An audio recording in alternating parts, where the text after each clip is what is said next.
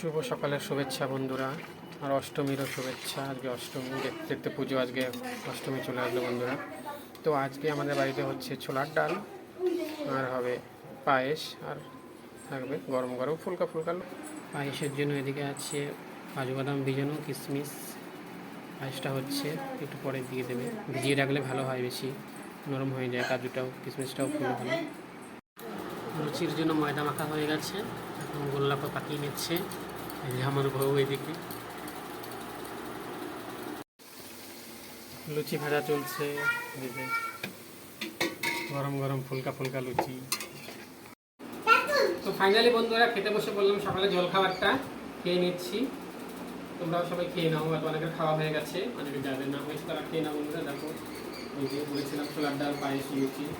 তো সবাই ভালো থেকো বন্ধুরা, সুস্থ থেকো, পুজো সবাই ভালো করে কাটাও, এনজয় করো। আজকে ব্লগটা আমি এখানে শেষ করলাম, টাটা।